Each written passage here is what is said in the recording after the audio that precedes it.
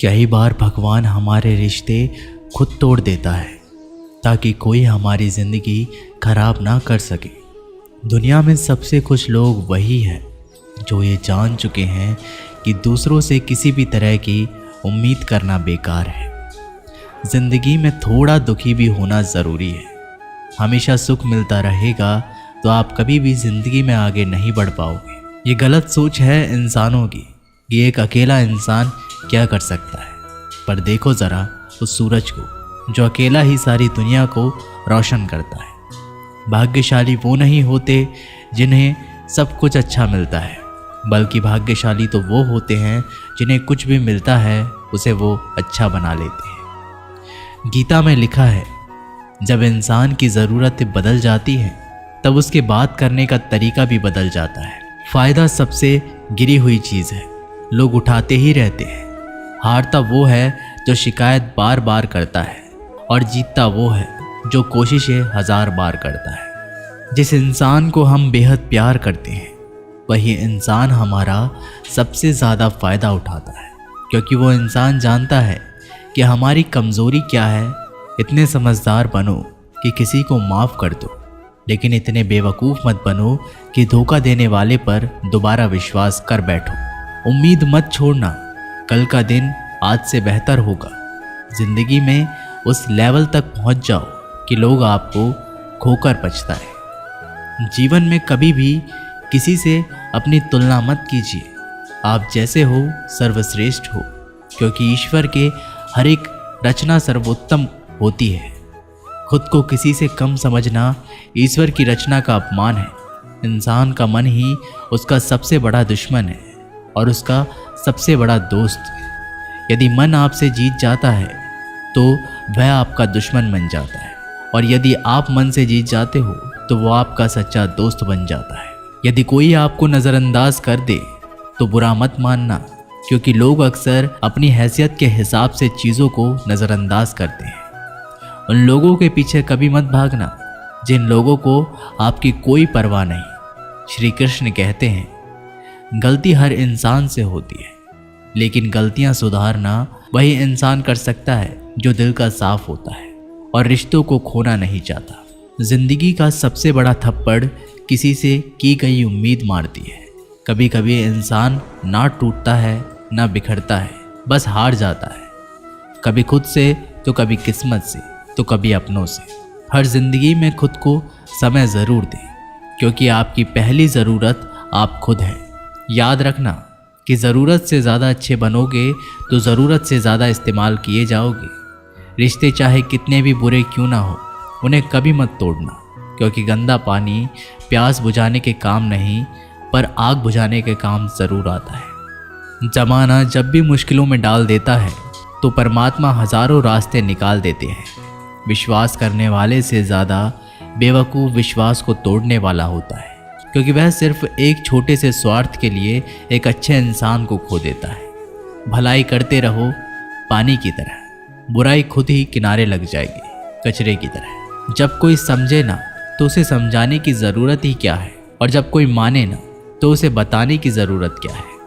सच्चे दिल से किसी ज़रूरतमंद की मदद करके तो देखो। अगर दिल को सुकून ना मिले तो कहना, जिसे जाना है उसे जाने दो। वो अगर आज रुक भी गया तो कल चला ही जाएगा। इंसान को इंसान से दूर कर देने वाली सबसे पहली चीज़ जुबान है, और दूसरी चीज़ पैसा है। जिन्हें सपने देखना अच्छा लगता है उन्हें रात छोटी पड़ जाती है, और जिन्हें सपने पूरे करना अच्छा लगता है उन्हें दिन छोटा लगता है। किसी की आदत देखनी है तो उसे इज्जत, और किसी की अगर फितरत देखनी है तो उसे आज़ादी दो। हर इंसान में कोई ना कोई प्रतिभा ज़रूर होती है, पर लोग अक्सर उसे दूसरे जैसा बनने में नष्ट कर देते हैं। महंगे इतने भी मत बनो कि लोग तुम्हें बुला ना सके, और सस्ते इतने भी मत बनो कि लोग तुम्हें नचाते ही रहें। खामोशियाँ कभी बेजुबान नहीं होती। कुछ दर्द ऐसे होते हैं जो आवाज़ तक छीन लेते हैं। आजकल के लोग आपकी एक गलती के पीछे आपकी सारी अच्छाइयाँ भुला जाते हैं। जितना लोगों को समझते जाओगे उतना ही अकेलापन और भी अच्छा लगता जाएगा। ख़त्म हो जाएंगे वो भी रिश्ते जिनसे मिलकर लगता था कि ये उम्र भर साथ देंगे। श्री कृष्ण कहते हैं, अगर अहंकार किसी भी चीज़ का हो, सर्वनाश करके ही छोड़ता है। खाली वक्त में हर कोई बात कर लेता है। प्यार तो तब होता है जब कोई आपसे बात करने के लिए अपना सारा वक्त खाली कर दे। सब कुछ ठीक करने का इंतज़ार करोगे तो बैठे ही रह जाओगे, पर हिम्मत करो, खुद उठो और अपनी ज़िंदगी में सब कुछ ठीक कर दो। लोग पहचानना भी भूल जाएं, इससे पहले ही अपनी पहचान बना लेनी चाहिए।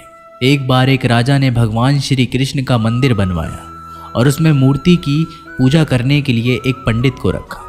हर रोज़ राजा अपने मंत्री से कहकर मंदिर में एक माला भिजवाता था और वो पंडित जी वो माला श्री कृष्ण की मूर्ति को चढ़ाते थे। उसके बाद राजा जब दर्शन करने के लिए आता था तो पुजारी वो माला भगवान की मूर्ति के ऊपर से निकालकर राजा के गले में पहना देता था। ऐसा कई सालों तक चलता रहा और अब पंडित जी बूढ़े हो चुके थे। एक दिन राजा की तबीयत खराब हो गई। उसने अपने सेवक को कहा कि तुम जाकर पंडित जी को माला दे आओ और उनसे कहो कि आज मेरी तबीयत खराब है, मैं आज मंदिर नहीं आ सकता, तो प्रतीक्षा ना करें। फिर राजा का सेवक वो माला लेकर पुजारी जी के पास गया और पूरी बात बता दी। पुजारी जी ने वो माला मूर्ति को चढ़ाई और सोचने लगे, इतने सालों से ये परंपरा चली आ रही है, लेकिन मैंने कभी भगवान को माला उतारकर खुद ही नहीं पहनी। शायद आज भगवान की इच्छा है कि ये माला मैं पहनूं, इसलिए भगवान ने आज राजा को नहीं भेजा। इसलिए आज अच्छा मौका है, ये माला मैं निकालकर खुद पहन लेता हूँ। फिर उस पंडित ने भगवान की मूर्ति से माला निकालकर खुद पहन ली। इसी बीच में राजा का सेवक दौड़ के पंडित जी के पास आया और पंडित जी से कहने लगा कि राजा जी को ठीक नहीं लग रहा है, उनकी तबीयत और बिगड़ती जा रही है, इसलिए वह प्रभु के दर्शन करना चाहते हैं और वे आ रहे हैं। उनकी सवारी जल्दी अभी मंदिर में आएगी। उन्हें लगा कि ये परंपरा कहीं टूट ना जाए, इसलिए वो आज मंदिर में भी आ रहे हैं। जब पंडित जी को ये बात पता चली तब उन्होंने फटाफट से माला अपने गले से उतारी और जाकर के फिर से भगवान की मूर्ति पर चढ़ा दी। फिर कुछ देर बाद राजा जी वहाँ पर आए और राजा की तरफ पंडित जी ने भगवान के ऊपर से माला निकाली और राजा जी को पहना दी। और अब राजा ने उस माला को देखा तो उस माला के एक सफ़ेद बाल नज़र आया। राजा ये समझ गया कि ये बाल पंडित का है। राजा ने पुजारी जी से पूछा, क्या ये माला आपने पहनी थी? इसमें सफ़ेद बाल कहाँ से आया? ये सुनकर पुजारी जी घबरा गए। उन्हें लगा कि अगर ये सत्य बोल दूं तो मुझे राजा दंड देंगे, इसलिए वह पुजारी ने कहा, ये बाल तो श्री कृष्ण का है। राजा को ये बात सुनकर बहुत गुस्सा आया। उन्होंने कहा, तुम झूठ बोल रहे हो, भगवान के कब से सफ़ेद बाल होने लगे? राजन ने कहा, मैं फिर कल आऊँगा और श्रृंगार के समय देखूंगा कि उनके बाल सफ़ेद हैं या काले। अगर बाल काले निकले और सफ़ेद नहीं निकले, आपको कल ही मृत्यु दंड दिया जाएगा, क्योंकि आपने मुझसे झूठ बोला है। राजा ये कहकर वहाँ से चला गया। इधर पुजारी भगवान के चरणों में गिरकर रोने लगा, हे प्रभु, मुझे माफ़ कर दीजिए, मैं लोभ में आ गया था, मुझे लगा मुझे ये माला पहन लेनी चाहिए, मुझे बचा लीजिए, नहीं तो कल राजा मुझे मार देंगे। वो पुजारी पूरी रात भगवान के चरणों में गिरकर रोने लगा, विनती करने लगा, प्रभु मुझे बचा लीजिए। अगली सुबह राजा श्रृंगार के समय मंदिर में पहुंचा। राजा ने भगवान की मूर्ति के ऊपर से मुकुट निकाला और उनके बाल देखे तो राजा चौंक गए, क्योंकि भगवान की मूर्ति के ऊपर सफ़ेद बाल थे। राजा ने सोचा कि यह पुजारी की कोई चाल है, इसने मौत की सज़ा से बचने के लिए भगवान के बाल सफ़ेद कर दिए हैं। राजा ये बाल असली है या नकली, इसकी जांच करने के लिए बाल तोड़ने लगा। जैसे ही राजा ने कुछ बाल तोड़े तो मूर्ति में से खून की धारा बहने लगी। राजा भगवान के चरणों में गिर गए, क्षमा मांगने लगे और रोने लगे, मुझे माफ़ कर दीजिए। तभी मूर्ति में से एक आवाज़ आई, राजा तूने मुझे सिर्फ मूर्ति माना, इसलिए मैं तुम्हारे लिए सिर्फ एक मूर्ति हूँ, लेकिन पुजारी ने मूर्ति में साक्षात भगवान देखा, इसलिए मुझे मेरे भक्त की रक्षा करने के लिए मेरे बाल सफ़ेद करने पड़े और खून की धारा बहानी पड़ी, ताकि मैं तुम्हें समझा पाऊँ कि जहाँ भाव है वहाँ भगवान है। अगर आप वाकई में भगवान का स्मरण करते हैं, उन्हें देखना चाहते हैं, तो आपके अंदर सिर्फ भाव होना चाहिए। ये एक छोटी सी कहानी हमें शिक्षा देती है कि भगवान के आशीर्वाद के सिवा कुछ भी असंभव नहीं। अगर आप सच्चे दिल से भगवान को पुकारते हैं तो भगवान आपकी मदद के लिए ज़रूर आते हैं।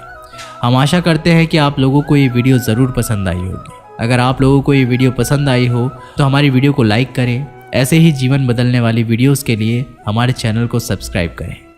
जय श्री कृष्णा।